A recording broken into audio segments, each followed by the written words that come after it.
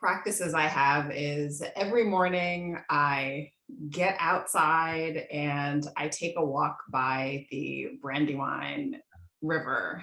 And it's the best way for me to start my day. I get to see the light coming through the leaves and the trees. There's a particularly lovely spot as you walk down a giant hill, and at the end, in the morning, the light comes through just so beautifully. You get right now golden light filtering through the bright yellow leaves. It is absolutely wonderful. And I love getting to see, some of my non-human neighbors.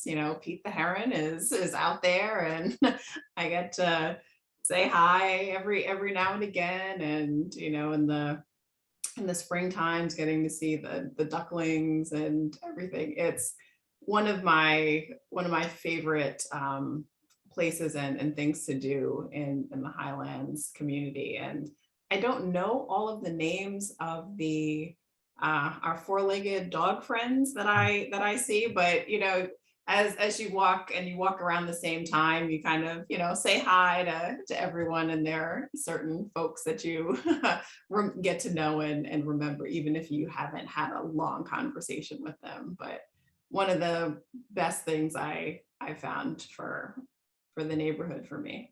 It really, and the river, as anyone who's spent any amount of time, including you with me, knows that Brandywine just knocks my socks off for so many reasons. What can you tell us about the sort of ecology of, our proximity to that body of water and the sort of the world around us? How do you think about it in that sense? I really love that it's so close and that so many people interact with it, right, in the community. I get to see families walking with their children, older couples, folks out for a run, and the river and the trees that are there and surrounding us are really part of the city's life's blood. It's part of where we are getting our drinking water from here in Wilmington. You have trees that and other grasses that are really there to help Yeah. absorb and purify and clean some of the water. It's there, and not that it's there to do these services for people, but we are the wonderfully lucky recipients. That there's a catchment area that can absorb some of these storms and rainfall that we're seeing more and more these days. And it's just really nice to be able to, be in partnership with it. So not every day, but sometimes I'll go out and just take a bag with me, and if I see some trash or something that's Yeah. floated along the river, be a part of that system and help out. I often, well, I was going to say play the rube or the noob, maybe I just am, but give us some layman's sense of like how you think about your work insofar as, well, maybe even just give us a sense of what the ecotonic movement is. Sure. So I'm going to answer one of the questions that is in the chat. I moved into this community in March of this year. So I haven't even gotten to see the river through all We're of noobs together. the seasons yet. Exactly. And it's always great to start to put down roots in a new area and try and get to know the surrounding neighborhood with the people and the built environment and the environment that's growing. So with Ecotonic movement, the way that I came up with that name is I really live in these two, I inhabit these two different worlds or ecosystems. And one is that of ecology and science. And there are certain general practices that go on there, and there's coming up with hypotheses and doing research. And then there is the world of the arts, and for me it's dance. And there are also practices that happen there. And when you have a place where two ecosystems meet, it's called an ecotone. Mm. And in an ecotone, you are able to find things from both ecosystems, but also you're able to find things that don't exist in either. They can Oh, I only love it. happen in that place. And that's really what I'm looking to do. Yes. And I feel like when you bring both the science together with the arts, there is this creativity, there's this visioning that can happen where you go, yes, this is the future we want to move forward to, in such a creative but also fun and grounded way, because you still have that scientific basis. And that's not something that you would necessarily get if you are only inhabiting a scientific space, or you're only inhabiting an artistic space. And so that's the world that I like to live in, play in, and that's what I really try and bring other people into as well. Oh, you just brought me along so in such a big way, and I assume all of us, because it's such an easy thing to visualize or imagine. Having lived in New York City for 25 years, this idea that like you have all kinds of ecosystem banging into each other, creating all kinds of things that don't exist anywhere else, right? And I love this as a focus of your work. But how did you arrive to synthesizing these two, presumably perceivably disparate sort of disciplines or components of a person? I guess I came to this because both have been interests of mine since I was a small child. Mhm. So if you picture, very tiny Jamie, I grew up in Brooklyn, New York. So city kid, out running around on my block, but I was a champion for the ants. Mhm. There were a couple of boys on my block that would really try and disturb these anthills, not on my watch. Yes. Right. And so I feel like I have felt connected and been a crusader for the um, plants, animals that are non-human relatives on Earth. And I've always been curious about what are the behaviors that different organisms are doing? What are those connections? And I love water, and that led me to go into marine sciences and marine biology. And at the same time, I've always loved to dance. I've always loved to move. And I spend a lot of time doing those things separately, because that's generally how both of those things exist in the world. Yeah. And it wasn't until I was in my PhD program, and if I was dancing, then I was not in the lab and I was not doing what I was supposed to be doing to get the degree done and to get my research done. And just feeling that pull of the two, it's like, they both exist in me. I'm interested in both. That tension, didn't quite feel right. And what I reflected on was my experience in the Peace Corps. And during the Peace Corps, I was on the island of Samoa, and it's a Polynesian island. Their culture is not Western, right? And so communication and storytelling through dance is just more of an everyday.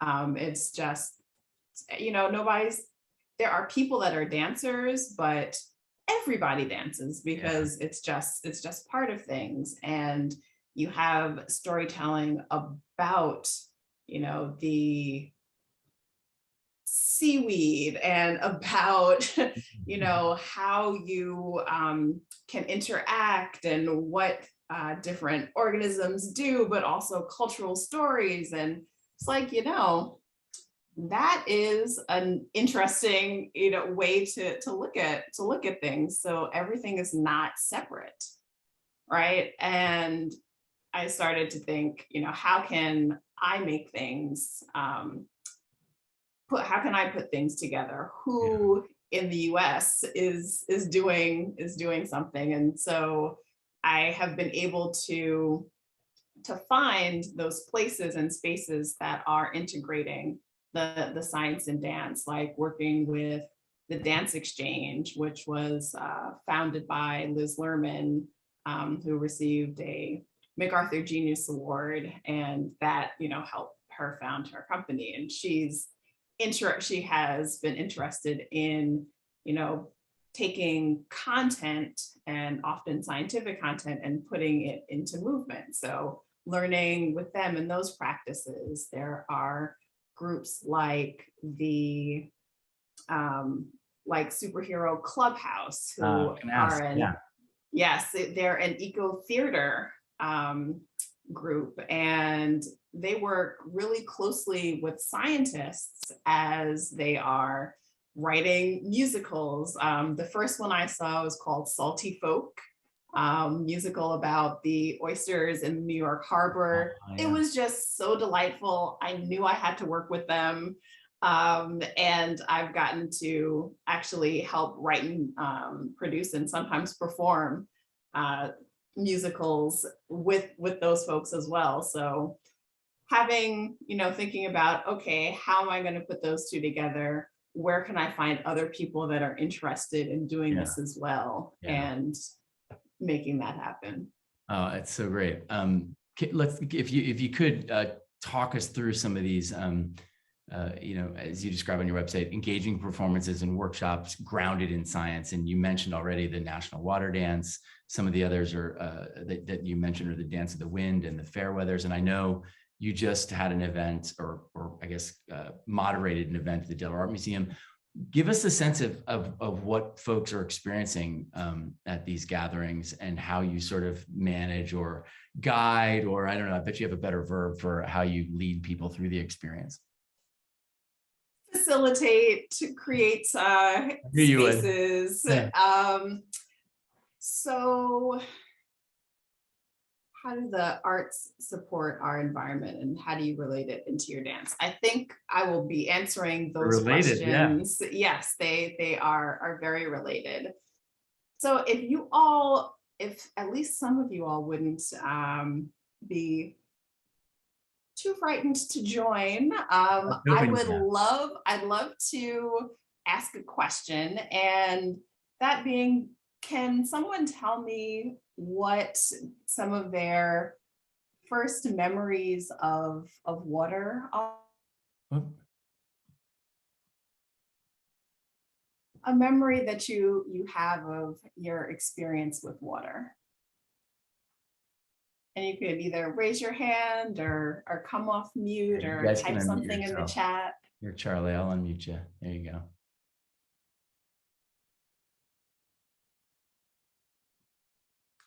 Are you getting a prompt to unmute, sir? I can't do it for you, but there you go. Great presentation, and the balance, ecological balance between your body and your dancing and nature surround. And it goes back to the classes under Ian McCray did Penn 60 years ago in terms of the meaning of ecology, which has been misinterpreted ever since. My fondest memory is we had a farm pond about a half a mile from the house, and I used to have to walk over through the woods to get to. And you'd be working, say, baling hay or plowing or whatever it was, a biracial group of people out there in the field.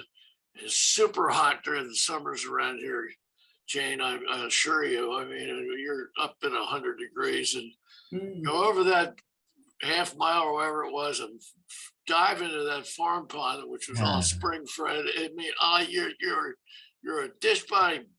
I mean, your pan, your freckles all over you. and it really waking you up. So that's the first fond remembrance. So you might be occasional black spike incidentally going through the water, but during the summer now, any good day, which is maybe once or twice a week, I'll get in the car about 5:15 in the morning right here at Lincoln and Levering and drive to Rehoboth Beach, preferably Deauville Beach, but up at Cape Henlopen State Park, and go into the water. And I'll swim for about 40 minutes and get out, come back, grab some crabs on the way up the deal, and come home. So I love the water. We could talk about it all night. Oh, fantastic. I love those memories. Not only can I see it, right? You were also dancing as you spoke about it with us, right? So you were diving into the water, and you know your hands and body went like this, and I could just see the splash as you dove in, and then driving up the road and you know, grabbing crabs on the way. And I love Delaware for that. The crabs in this region are absolutely wonderful. And so if we were in a workshop together, that splash, and for those of you who are not on screen, feel free to move with me. But if you are on screen, can we just splash together? Let's just do that. Right. So that would actually be the first move to our shared dance.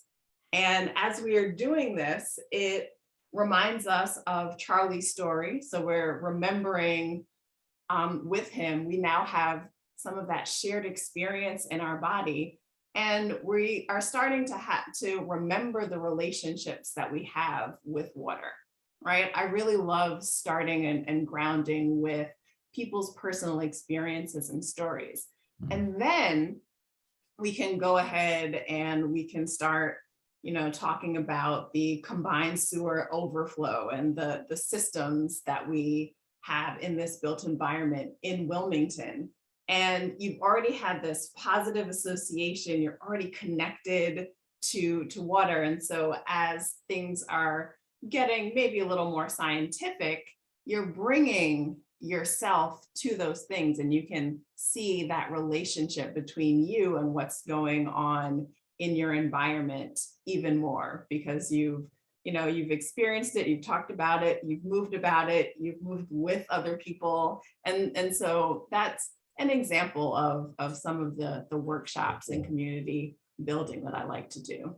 I love, Jamē, how you said you moved about it, right? You said you talked about it, you moved about it. That's not we don't hear the word moved in that way often. You know, we learn and we hold so many things in our body that we don't always know, or we don't always know about it, and we're not always intentional about accessing it. Yeah. And so, you know, when you have a choreographer dancer frame that you're laying on top of the science, you're like, you know, here's how we can add, here's how we can connect our brains with our bodies and with our hearts. Yeah. Hey, can I ask you a question about creativity sort of broadly? Sure. First, I'm always interested in how you experience it. And by it, I mean, I appreciate that it's a broad process, but it often has small epiphanies, right? Or ahas, or sort of moments of clarity. I'm interested in how you experience that as a choreographer and as a scientist, and if there's at all different.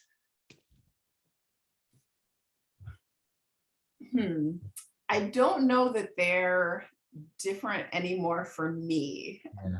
Because you are that Venn diagram. Right. I really think there are like creativity in the sciences and the arts are it's very much the same. You're asking questions, and then you go through a process to try and answer them. Mm-hmm. Sometimes the answer is physical. Sometimes the the answer is through movement.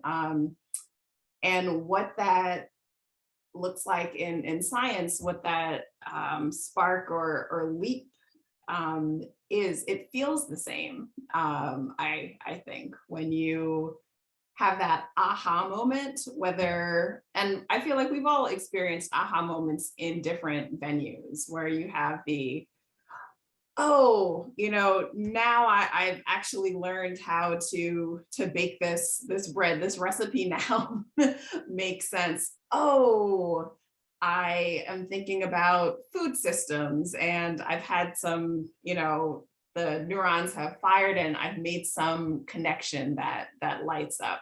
I think that feeling is the same. I think when we're combining both science and art, you're able to step out of the structures that both of them have. And so sometimes the connections that you're making can be unexpected, right? Which I think is really fun. So, if I'm reading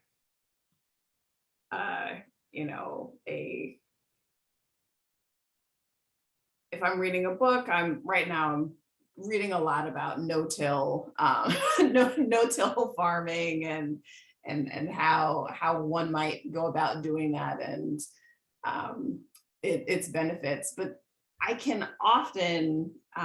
will often be inspired to dance, or I will get visuals of a dance, and sometimes that will help me understand a scientific relationship a little better, when you're thinking about microorganisms in the soil and how they might be reacting to the tillage versus what that community dance in the soil might look like if you're able to, not disturb it as much. So, they really go back and forth, flip back and forth for me a lot these days. Yeah, that's neat. I appreciate you laymanizing that for me anyway.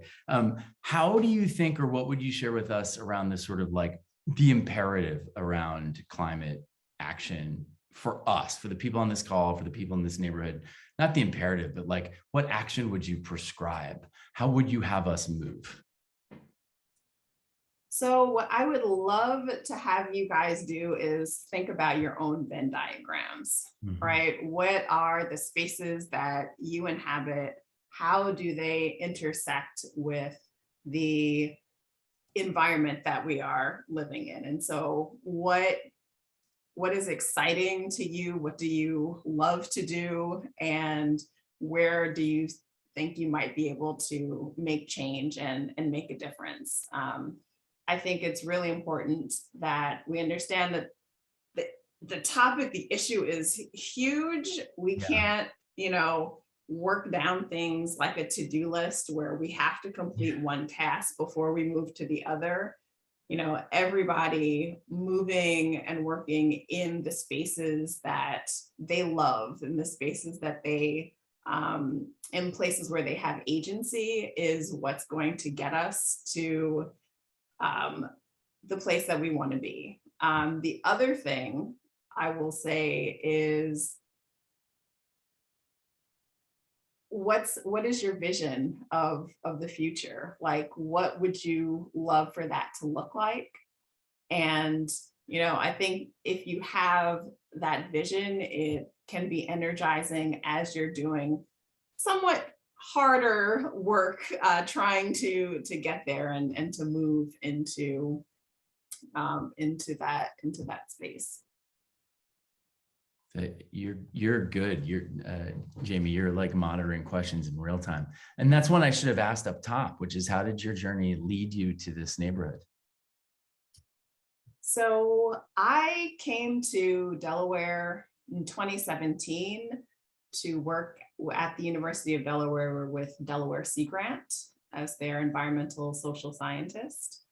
And that was a blast. I love working with students at the university. I did get to teach some classes. As a Sea Grant agent, you try and be very responsive to the needs of stakeholders. And so I ended up doing some work with the Southbridge community, with folks up at the Wilmington campus for UD. And then the pandemic hit.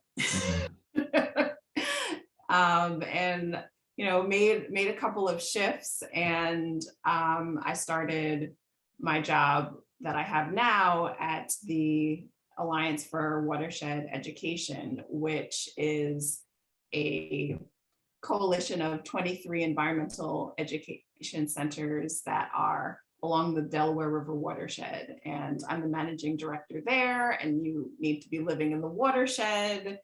And when I thought, where in the watershed would I like to live? Wilmington.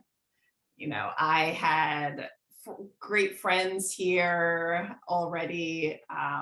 Wilmington has an amazing art scene. It's really, really vibrant. It's really connected. It's really warm and welcoming. And, I'm closer, I can get back to New York where my family is. It's just really well placed. And Highlands specifically, I love the walkability. If I do not have to use my car, I am a happy camper, because sometimes, I do need to be driving to these different places within the watershed. But if I can walk to the grocery store and down to the river, and I can get some hiking in locally, where has all of that? And, after looking around in Wilmington for a bit, the energy here, it's like, yes, this is where I'm supposed to be. Well, I, for one, agree. And I'm grateful to you for sharing your energy with me here tonight, and for letting me walk around the neighborhood a little bit with you. One more in closing, because I see another question, so maybe we can do that one and then we'll wrap here. But have you made any connections with the Delaware Contemporary, asks Mr. Hatch.